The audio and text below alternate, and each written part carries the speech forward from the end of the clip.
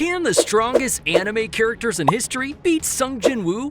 And by strongest, I don't mean Goku. I mean the characters who are canonically the most powerful in their own universe. From Yujiro, the strongest creature on Earth, Gojo, the strongest sorcerer, to Saitama, the strongest hero. We've got them all in every single category. The first one we're gonna put against Sung Jin Woo is Yoriichi, the strongest demon slayer. No one, not even Tanjiro or Muzan, ever came close to Yoriichi's level. In fact, he beat Muzan so bad that even after almost 5 centuries, Muzan still had PTSD from what happened that night. But of course, Yoriichi is still human. Yes, he had see-through world, and sun breathing allowed him to unleash unpredictable attacks from any direction. But our boy has fought and defeated monarchs who easily fodderized even national-level hunters. Yoriichi wouldn't be able to land a single hit, while one slash from Egress would be more than enough. How about Taro Sakamoto from Sakamoto Days, the strongest assassin? He's a machine who can pick up literally anything and make it the deadliest weapon in the room. He has superhuman feats and a level of battle IQ that far surpasses the intellectual feats of even some of the monarchs from Solo Leveling. But he's only human.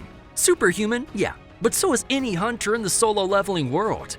At best, Sakamoto can defeat E-rank hunters, maybe even the D ranks, but that's the limit. And if that's the case, then the weakest shadow in Sung Jin Woo's shadow army of over 10 million shadows would be more than enough to one-shot Sakamoto.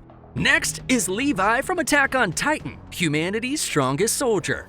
He's ridiculously fast. His body can theoretically execute the best possible combat moves in any given situation, even if he's heavily nerfed. But of course, it's meaningless in front of Sung Jin Woo, who can instantly neutralize a rumbling level threat. That's right, no amount of pure physical ability or battle IQ is enough to defeat that monster, which is why even Captain Levi would immediately lose.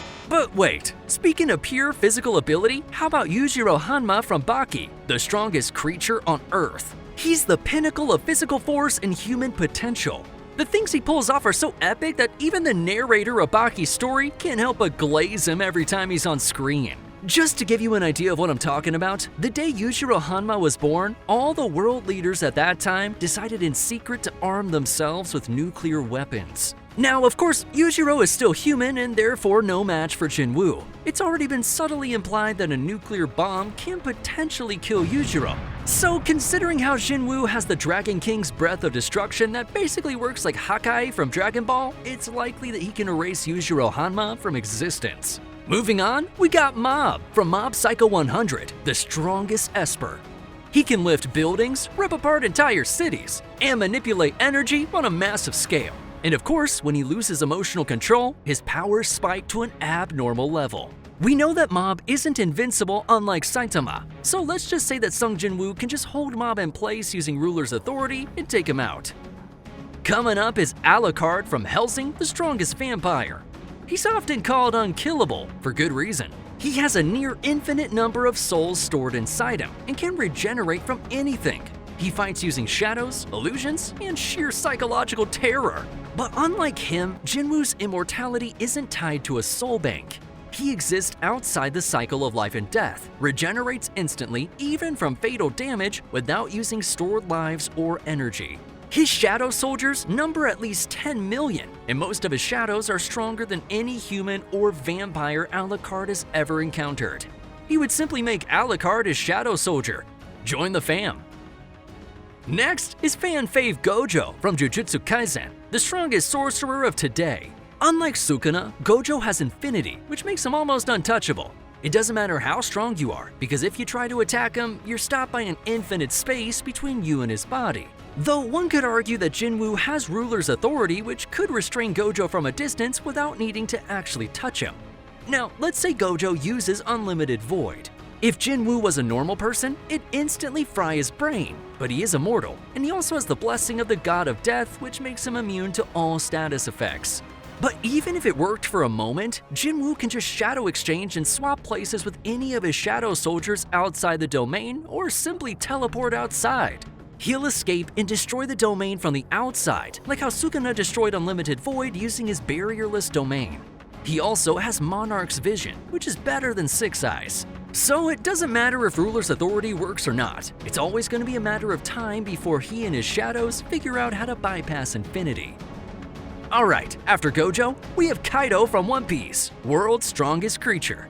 It's said that if it's one-on-one, always bet on Kaido. Which is ironic because even though it's called solo leveling, Sung Jin Woo never shows up to a fight alone. His shadows are always with him. So what's gonna happen here is that once Jin Woo sees Kaido's dragon form, he'll use one of the shadow dragons he took from the Dragon King's army and make the dragon fight Kaido in a one-on-one. This dragon would be on the same level as Kamish, if not even stronger, and Kamish was a world-ending threat. We'll get Kaido's flame breath versus the shadow dragon's breath of destruction, and just like that, it'd be game over for Kaido. Next is Meruem from Hunter x Hunter, the strongest chimera ant. He's a tactical genius who continually adapts and gets stronger. Physically overwhelming, mentally unmatched, and his aura is enough to paralyze anyone near him. But in the end, Meruem still died to a nuclear level poison. His biology had limits. Meanwhile, Sung Jin Woo survived direct hits from the Dragon King, whose breath of destruction could erase one from existence. Yeah, this one's pretty straightforward. Meruem would be erased from existence. Coming up, we have Reinhard from Re:Zero, the strongest knight.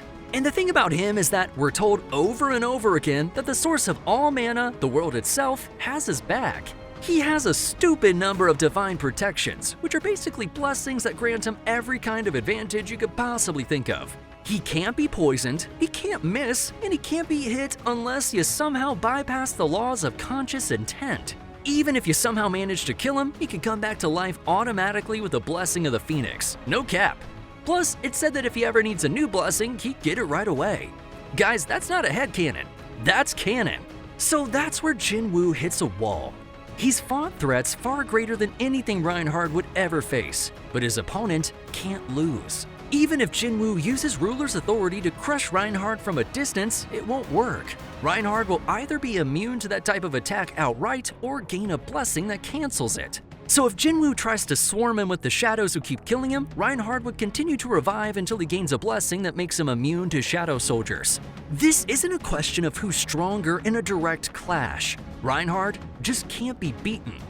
However, if Sung Jin Woo uses Breath of Destruction to erase the entire Re:Zero world from the universe, Reinhard would lose the source of his blessings and ultimately die. Now, finally, after Reinhard, we have the strongest hero, Saitama from One Punch Man. We've seen him punch with so much force that space and time reversed. He's casually faster than light. He jumped from the moon back to Earth in seconds. He sneezed and erased most of Jupiter. Keep in mind that this is no longer just power scaling, it's what he's already done, and he hasn't even reached his peak yet. A multi-galaxy busting attack didn't even scratch Saitama, so what is Sung Jin Woo gonna do? He learns as he fights, and in Ragnarok, he's single-handedly stopped the invasion of the Outer Gods, who can create and destroy universes. In theory, he could bait Saitama into a vulnerable moment, like when he let his guard down or took damage from surprise attacks early in the series. Maybe he could use poison, but the best it'd do is just give Saitama some diarrhea.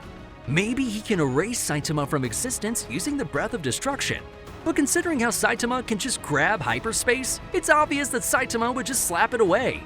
Honestly, the only serious argument you can make is that while Saitama hasn't yet fought any multiversal threats, Sung Jin Woo is currently fighting multiversal threats, which means he is on a higher tier altogether. However, Saitama is the type of character who's already the strongest in his story. If we assume that he can get even stronger than the monster god, who is able to turn Garo into a cosmic threat with just a fraction of his power, we can assume that Saitama will definitely be defeating the same level of opponent as what Sung Jin Woo is currently fighting.